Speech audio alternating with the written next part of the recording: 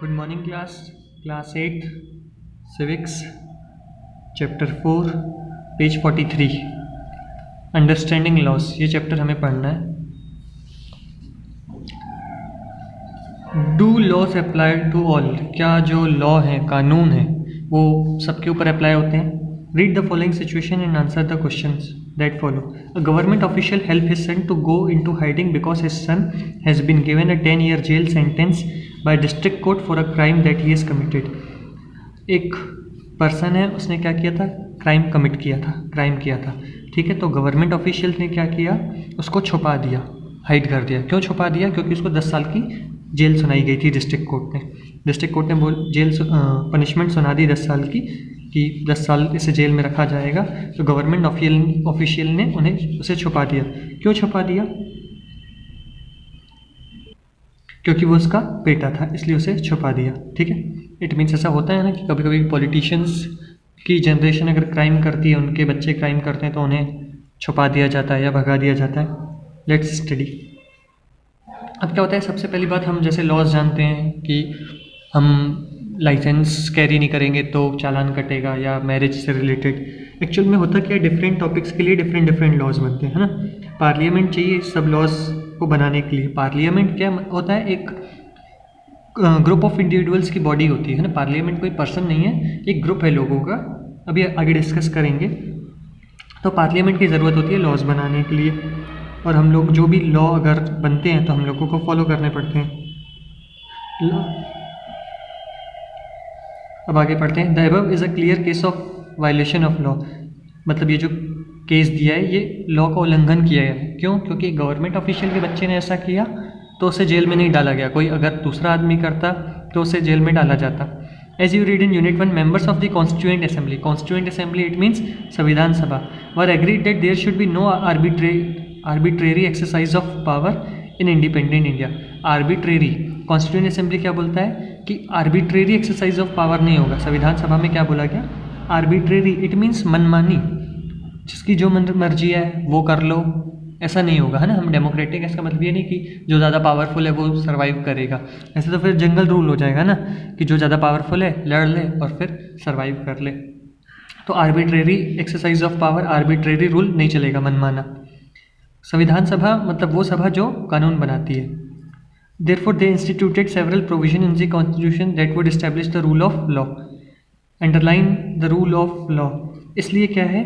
They therefore instituted several provisions in the Constitution. Constitution में कुछ provision डाले गए जिससे क्या होगा कि रूल ऑफ लॉ लगेगा। रूल ऑफ लॉ लगेगा, इट मीन्स जो ऑफिशियल है, इट मीन्स हमने समझिए प्रधानमंत्री जी को अपॉइंट कर दिया। ठीक है, वो इलेक्ट हो गए। अब वो क्या कर रहे हैं? जो उनके फेवर में सही है वो कर रहे हैं, सिर्फ अपनी फैमिली को ही सपोर्ट कर रहे हैं, है ना। रूल ऑफ लॉ और रूल बाय लॉ दोनों में फ़र्क होता है। Rule by law it means person who is ruling is making law, और फिर पहले वो खुद क्या करता है? बनाता है लॉ, उसके बाद फिर वो इम्प्लीमेंट कर देता है। ठीक है, खुद ही लॉ बना के खुद ही इम्प्लीमेंट कर देना। लॉ कैसा बनाना? अपने फेवर में बनाना। रूल बाय लॉ मतलब he is ruling by making the law, खुद रूल बना रहा है और फिर खुद ही वो इम्प्लीमेंट कर दे रहा है। बट ऑब्वियस है, खुद के हाथ में होगा तो खुद के फेवर में ही बनाएंगे लॉ। ठीक है, the most important of this was that all persons in independent India are equal before the law. अब प्रधानमंत्री जी ऐसा कर दे, सिर्फ अपने फेवर में लॉ बनाए, उनकी फैमिली कुछ गलत करे तो उनके साथ उन्हें पनिशमेंट नहीं दी जाएगी, और कोई अगर अदर पर्सन करे तो उन्हें पनिशमेंट दी जाएगी। तो ऐसा इक्वल थोड़ी नहीं हुए फिर ये लॉ की नज़र में। Rule of law it means जो लॉ ने रूल है, जो कॉन्स्टिट्यूशन में लॉ है उसे फॉलो करना। Rule by law it means person who is in power is ruling bye making law. वो जो पावर में है वो कैसे रूल कर रहा है? By making law. तो ये गलत बात है। Law can not discriminate between person on the basis of their religion, caste और gender. What the rule of law means is that, rule of law का मतलब क्या होता है? Is that all laws apply equally to all citizens of the country and no one can be above the law. कोई भी law से ऊपर नहीं है ना। अब जैसे देखा है, neither a government official nor a wealthy person nor the president of the country is above the law. नहीं कोई गवर्नमेंट ऑफिशियल कानून से ऊपर है, नहीं कोई रिच पर्सन समृद्ध आदमी, और नहीं प्रेसिडेंट। जैसे ऊपर देखा हमने, ये लॉ का वायलेशन हुआ। कैसे वायलेशन हुआ? क्योंकि गवर्नमेंट ऑफिशियल ने अपने बच्चे को छुपा दिया। क्यों छुपा दिया? क्योंकि उसने क्राइम कमिट किया था और उसे डिस्ट्रिक्ट कोर्ट ने जेल सुना दी थी। Any crime or violation of law has a specific punishment as well as process through which the guilt of the person has to be established. But was it always like this? Any crime or violation of law has a specific punishment. क्या होता है, जैसे कोई भी law है, any crime और violation of law, किसी ने भी कोई भी क्राइम किया, ठीक है, या रूल्स वायलेट किए, तो ऐसा नहीं कि सबके लिए एक ही सज़ा सुना दी गई, सबके लिए एक ही सज़ा नहीं हो सकती ना, बड़ा जुर्म है छोटा जुर्म है। As well as process through which the guilt of the person has to established. अब गिल्ट का मीनिंग क्या होता है? अपराधी। एक सबसे पहली बात, सब क्राइम के लिए अलग अलग सज़ा होनी चाहिए। उसके बाद एक कोई प्रोसेस होना चाहिए कि कैसे पहचाने कि ये अपराधी है, ठीक है। ऐसे मतलब ऐसे नहीं बोल सकते ना कि उसको सर पे पसीना आ रहा है या वो बोलने में घबरा रहा है, पैर काँप रहे हैं, तो वो अपराधी है, ऐसा नहीं। एक कोई सिस्टम होना चाहिए, कोई तरीका होना चाहिए। ऐसा बोलते हैं ना हम कि भाई एविडेंस होना चाहिए, एविडेंस होना ज़रूरी है। एविडेंस कोर्ट में बोलते हैं ना कि सबूत नहीं तो फिर गुनहगार नहीं, ठीक है ना। तो सबूत होना चाहिए, किसी के कहने से या अदर चीज़ों से एक प्रोसेस होना चाहिए जिसके द्वारा ये पहचान लिया जाए कि हाँ यही पर्सन गिल्ट है, अपराधी है, ठीक है। और हर क्राइम के लिए अलग अलग सज़ा होनी चाहिए। But was it always like this? क्या हमेशा ऐसा होता है? कभी कभी तो इंडिया में ऐसा होता है जो वाकई में अपराधी है उसे तो सज़ा मिलती ही नहीं है, ठीक है। पॉलिटिशियंस ऐसा करते हैं, पुलिस करप्ट है थोड़ा बहुत, तो ऐसा होता है। पर एक्चुअल में एक प्रोसेस होना चाहिए जिससे समझ में आए हाँ ये अपराधी है या नहीं है। In ancient India there was innumerable and often overlapping local laws. In ancient India, ancient मतलब देखा ही होगा आपने, प्राचीन। इन्यूमरेबल इट मीन्स असंख्य लॉस थे। असंख्य इट मीन्स मैं आपको ये कह सकता हूँ, जब आज़ादी मिली, जब हम आज़ाद नहीं हुए थे तो हर स्टेट का अपना अपना लॉ था। समझिए ABCDEF 4-5-6 स्टेट हैं, उनके अलग अलग लॉ। एक स्टेट पे अगर कोई चीज़ बुरी है या क्राइम है, हो सकता है वो दूसरे स्टेट में ना हो, इट मे बी पॉसिबल, ऐसा हो सकता है ना। जैसे हर रिलीजन में अलग अलग मान्यताएँ हैं। In ancient India there was innumerable law and often overlapping local laws. Overlapping local laws, किसी स्टेट में वो लॉ जुर्म है, किसी स्टेट में नहीं है, तो ओवरलैपिंग इट मीन्स बात यह है कि एक जगह सही है, एक जगह गलत है, तो ऐसे करके लॉस थे। Different communities enjoy different degrees of autonomy in administering these loss. Autonomy का मीनिंग होता है कि सिर्फ अपने बारे में। Different communities enjoy different degrees of autonomy in administering this law. जो हमें अच्छा लगता है हमने वैसा लॉ बना दिया, ठीक है। जो हमें सही लगा हमने लॉ बना दिया। पहले क्या था कि every state has different laws because India was not united at that time. Next page.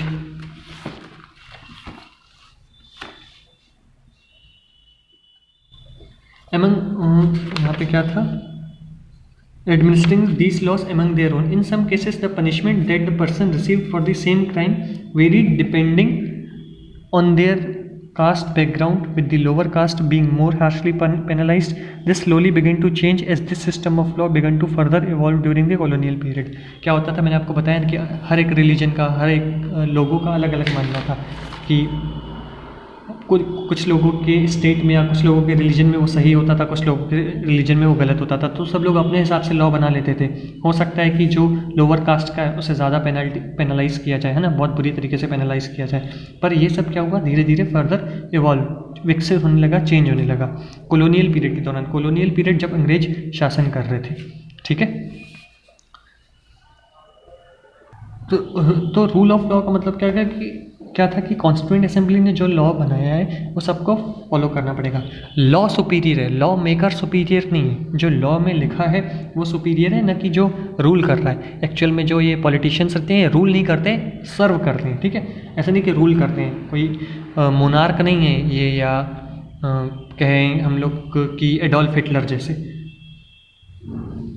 Dictatorship नहीं है। It is often believed that it was the British colonialists who introduced the rule of law in India. Historians have disputed this claim on several grounds, two of which include. अब क्या था कि ऐसा माना जाता है, it is often believed that it was the British colonialists who introduced the rule of law. ऐसा माना जाता था, देखिए हमसे अंग्रेज बहुत कुछ छीन कर ले गए, पर हमें बहुत कुछ सिखा कर भी गए। जो रूल, बहुत सारे लोगों का ऐसा मानना था कि रूल ऑफ लॉ जो है हमें अंग्रेज़ों ने दिया, ठीक है। अंग्रेज़ों का कहना था कि हर जगह एक ही लॉ रखो, अलग अलग स्टेट्स में अलग अलग लॉ नहीं, हर एक रिलीजन का एक ही लॉ होना चाहिए। लेकिन कुछ हिस्टोरियंस थे, वो लोग ने इस बात का विरोध किया। कैसे विरोध किया? वो कह रहे थे ये अंग्रेज़ों ने नहीं दिया है हमें, historians disputed this claim on several grounds, कैसे? Two of which include first that colonial law was arbitrary and second that Indian nationalists play a prominent role in the development of the legal sphere in British India। पहला उनका कहना था कि जो Britishers का law था ना arbitrary था। आर्बिट्रेरी इट मीन्स सारा सब कुछ वो लोग अपने ही फेयर में बोलते थे, अपने ही फेवर में बोलते थे। कोई भी लॉ ऐसा बना देंगे। अब आप लोगों ने क्लास 10th में एक चैप्टर है चैप्टर 9 हिस्ट्री का, उसमें क्या होता है जलियांवाला बाग में जनरल डायर ने क्या कर दिया था, ओपन फायर कर दिया था, है ना। जितने भी लोग हैं मतलब जो अंग्रेज जो लॉ बनाते थे सारे के सारे अपने फेवर में बनाते थे। हिंदूज वो अगर करेंगे, इट मीन्स हिंदूज अगर कोई भी चीज़ गलत करते हैं तो उन्हें सजा है, अगर अंग्रेज करते हैं तो उन्हें सज़ा नहीं है, सब कुछ अपने फेवर में कर लेना। तो उनका आर्बिट्रेरी लॉ था, इक्वल सबको ट्रीट नहीं करते थे, आर्बिट्रेरी था, मनमानी वाला लॉ। और दूसरा हिस्टोरियंस ने क्या बोला कि जब भारत आज़ाद हुआ था तो इंडियन नेशनलिस्ट ने बहुत प्रोमिनेंट रोल, बहुत अच्छा रोल प्ले किया था किसमें, भारत को आज़ाद कराने में, ठीक है, जब ब्रिटिश इंडिया था, जब ब्रिटिशर्स यहाँ पर थे। One example of arbitrariness that continued to exist as part of the British law is the Sedition Act of 1870। अब सेडिशन एक्ट क्या था? सेडिशन एक्ट ये था, ब्रिटिशर्स ने एक एक्ट ला दिया था। कैसा एक्ट था? सेडिशन एक्ट का मीनिंग ये था कि कोई भी अगर नेशनल इंटरेस्ट में कुछ करता है, ठीक है, नेशनल इंटरेस्ट में अगर कोई गलत बात बोलता है, नेशनल के इंटरेस्ट को के अगेंस्ट अगर जाता है तो उसको सज़ा मिलेगी, ठीक है, ऐसा ब्रिटिशर्स ने बोला। अब पहले क्या होता, अब अभी अगर हम देखें तो होता क्या है कि हम अगर गवर्नमेंट को क्रिटिसाइज़ कर रहे हैं कि ये सरकार अच्छा परफॉर्म नहीं कर रही या ये गलत कर रही है, वो गलत कर रही है, तो कोई पनिशमेंट नहीं है हमारे लिए। पर सेडिशन एक्ट में क्या हुआ था, बहुत ओपन एंडेड कर दिया था। ओपन एंडेड इट मीन्स कोई भी गवर्नमेंट को क्रिटिसाइज़ करेगा ना, जैसे गवर्नमेंट को क्रिटिसाइज़ किया तो उसे भी पनिश कर दिया जाएगा। The idea of sedition was very broadly understood within this act. Any person protesting or criticizing the British government could be arrested without due trial। Without due trial मतलब बिना सुनवाई के उसे अंदर डाल दिया जाएगा, उसको अपने आप को बेगुनाह साबित करने का समय ही नहीं दिया जाएगा, ठीक है, मौका ही नहीं दिया जाएगा। थैंक यू क्लास, आपका पार्ट 1 ओवर हो चुका है, पार्ट 2 हम कल पढ़ेंगे। Thank you.